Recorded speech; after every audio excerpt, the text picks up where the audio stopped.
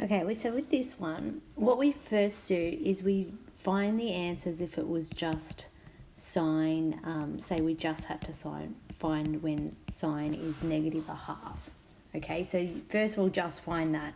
So you're finding the angle. So if you think about it, we want to know what angle, so we always find like the positive, the first quadrant. So we really want to find what angle, when it says when does it equal positive a half. So what angle, sine what angle will give a half. So if we think of our hand trick, if you put the second finger down, then what the sine rule says is to say the square root of how many fingers you've got here, which is 1 over 2. And that is what we, square root of 1, so that would give me a half. So because we've put that finger down, that finger is either, now we call it the 30-degree one, or if we change 30 degrees to radians, would be pi on 6. So what we're saying is if this angle in here was pi on 6, it would give us a sine value, meaning the y of a half. Okay, so but we want in the question we want negative a half. So if I went down the same distance that way or down that way, what you would get is you get, so up there, but you get down here, so that would be negative 1/2 in here. So I can say, remember this is the 2 pi mark and this is the pi mark, so I could say this, if we just do minus pi on 6 from 2 pi, so if you do 2 pi minus pi on 6, that will give you, technically that will give you negative a half. So it means we go all the way around the circle, and it's that angle we're talking about.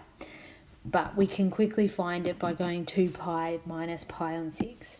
Now, if you change 2 pi to 6s, it'd be 12 pi on 6. That's what I'm doing. So we can do like fractions. So then that ends up being 11 pi on 6. So that green distance angle there is 11 pi on 6. So that would be one of our answers up here. So x equals negative a half when the angle is 11 pi on 6. And then we have this, the other one. So I'll just draw the unit circle again. We've got the other one where it was over here. So what we're doing is we're going all the way around to there. But we know it's pi, and then we know we add pi on 6. So if you wrote pi as a fraction, it would be 6 pi on 6. And then we're going to add another one to it. So that would be 7 pi on 6.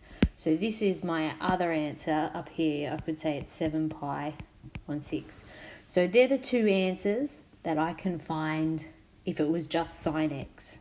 Okay, so what we're going to do, but it's not actually sine x, it's two angles equals a half. So we know if it's 2 times the angle, but we know these, when it's just x, we know it's 11, I'll put the little one first, 7 pi on 6, sorry. And we know it's 11 pi on 6. So all you have to do when we've got the 2 here is, because it's 2, we have to divide our two answers by 2. So when you divide, because it's multiplying here, and when you move it over, it divides, it becomes down on the denominator. So you end up with 7 pi on 6 times 2, because when you divide by 2, so I'll just show you because you might be getting confused there. So when you divide by 2, you actually are timesing by the inverse, which is that. So you can see that's why I say 6. I'm just moving the 2 down there and saying times 2 like that. All right, so we've got, I'll just rub that out now. So we're going to times that answer down there by 2, and we've still got the 11 pi on 6 one, and we'll times that by 2. So our actual answer for up here, when does sine 2 of the angles equal negative a half? Well, when the angle is 7 pi on 12 or 11 pi on 12. Now, that might not be our only answers because it depends what domain they want. And in the question, they said where the angle is an element between 0 and 2 pi. Okay, so if you think about, so I want to get all the answers that are between 0 and 2 pi. Because I'm dealing with 12ths here, I'll change 2 pi into 12ths, which would be 24 pi on 12. That would simplify down to 2 pi, but I'm doing that so I can see in terms of 12. Now, when we are solving equations and we want to get another answer, so when we're going to get the other solutions, what we need to do is you add or you subtract the period from these two answers, okay? So we have to think about the period in this question. So the period of this, so we've got sine 2 angle is our graph. This would be our graph, and we want to know the period of this. So the period of this graph, remember the period is always 2 pi divided by the number in front of the angle, which is 2. So the period for this graph is pi. So because we're still dealing with 12ths, I want to change that to 12 pi on 12.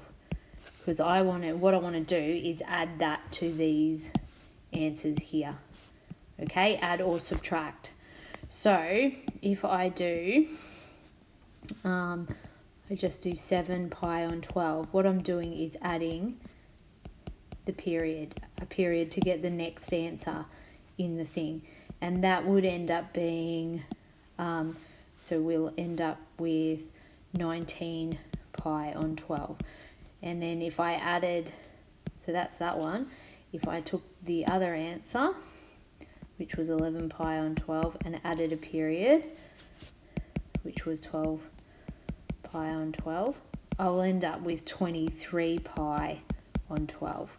Now, I can go all the way up to 24, because that's what it is. So this one's okay. So here, so I've added the period, and this is now an answer.